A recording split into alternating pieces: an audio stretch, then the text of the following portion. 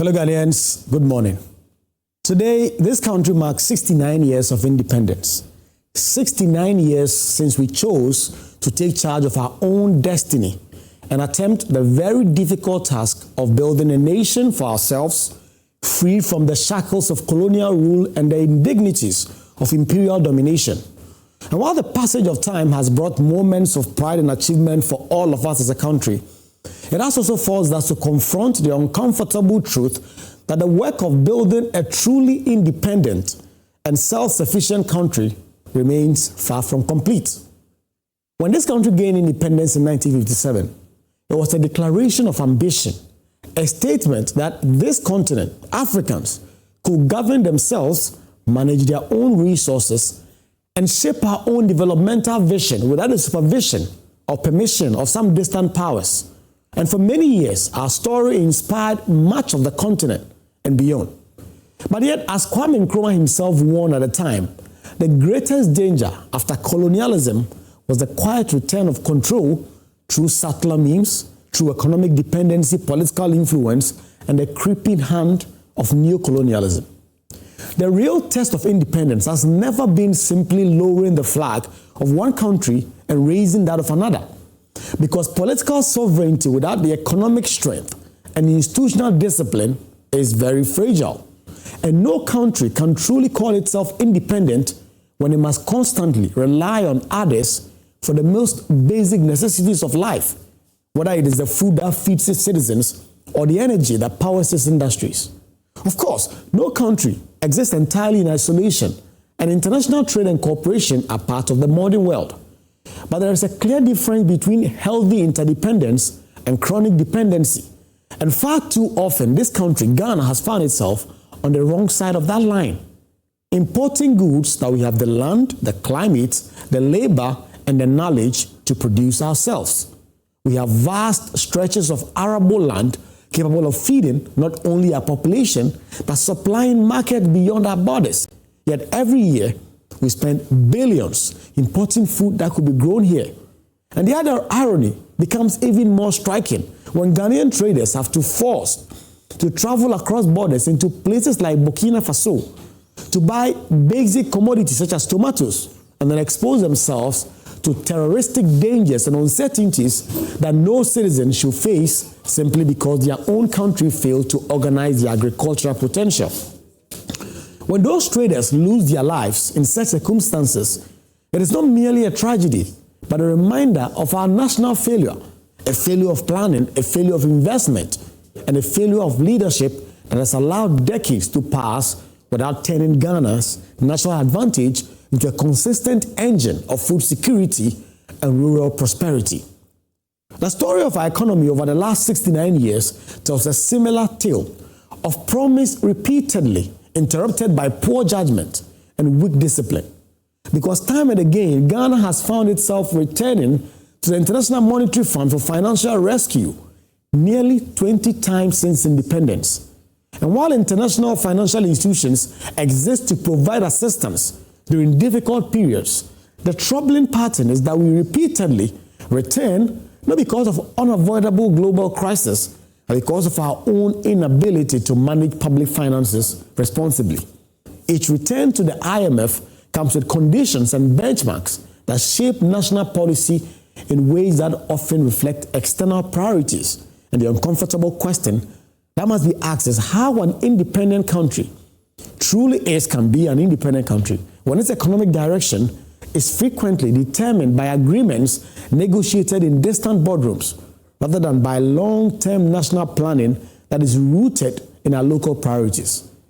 This cycle of borrowing, mismanagement, crisis, and bailout has become one of the defining features of Ghana's economic history. And it is a cycle that cannot be broken simply by blaming colonial forces or international institutions, because the deeper problem lies within our own governance culture and our own willingness to accept short-term political convenience over long-term national discipline. Fellow Ghanaians, one major persistent feature of our 69-year journey has been the corrosive influence of corruption across different layers of society, from the highest levels of political leadership to segments of civil service and even ordinary citizens who have gradually come to treat unethical conduct as an unavoidable part of daily life. Too many leaders have approached public office as an opportunity to accumulate wealth and privilege rather than as a responsibility to serve the nation.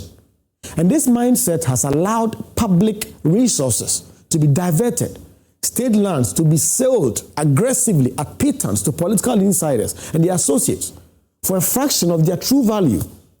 And national assets are now being treated as spoils to be shared among the powerful rather than as a collective property belonging to all of us. The tragedy of corruption is not only the money that is lost, but also the trust that has been destroyed in the process. Because when citizens begin to believe that a system rewards dishonesty and punishes integrity, the entire moral foundation of society begins to weaken. And gradually, the idea of the public good itself becomes harder to defend. Yet the purpose of reflecting on these failures is not to indulge in self-condemnation or despair, because 69 years in the life of a nation is still relatively young. And many of the countries that we admire today also endured difficult early decades before finding the discipline and the leadership necessary to accelerate their own development. Countries like Malaysia, which once looked to Ghana as a model and even sent delegations here to learn from our early policies and institutions, have all since surged far ahead in industrial growth, technological advancement, and all the economic powerhouses that comes with it. It has not been because they were naturally more gifted, but it's been because they maintained a consistent focus on national development and long-term planning, while we often allowed politics, instability, and short-sighted leadership to derail our progress. Fellow Ghanaians, the uncomfortable truth, therefore, is that after nearly 7 decades, we no longer have the luxury of blaming colonial history, foreign influence, or global economic forces for our own shortcomings. Because while these factors exist, the primary responsibility for Ghana's present conditions lies within Ghanaians ourselves, and with the decisions that have been taken or avoided over the years. When Ghana returned to constitutional rule in 1992, after years of military interruptions, there were young men and women in their prime, in their 20s, who believed that democracy would open the door to opportunity, to stability, and to prosperity. People who imagined that at the time that they reach their middle ages, they will be living in a country where hard work was rewarded and where political development, or national development, I should say, moved steadily forward. Today, many of those people are well past 60 years old. Many of them may be dead. And some of them passed away without seeing the dreams and the transformation they once envisioned. And that reality should trouble every young person, every Ghanaian, because it means that an entire generation invested its hope in the promise of democracy, yet still witnessed too many missed opportunities along the line. Fellow Ghanaians, if we are not careful, the next generation may stand 30 years from now looking back and telling the same story, reflecting on the same frustrations and asking the same questions about why a nation so richly endowed with natural resources and human talent struggled for so long to organize itself for collective progress. That is why independence, anniversaries, should not only be moments of celebrations. I like that we are all wearing jerseys representing this country, but it must be a moment of reflection and renewed commitment, because freedom places responsibility on citizens as much as it does on leaders, and no democracy can thrive when the population remains passive and not engaged except during election seasons. Good morning, fellow Ghanaians.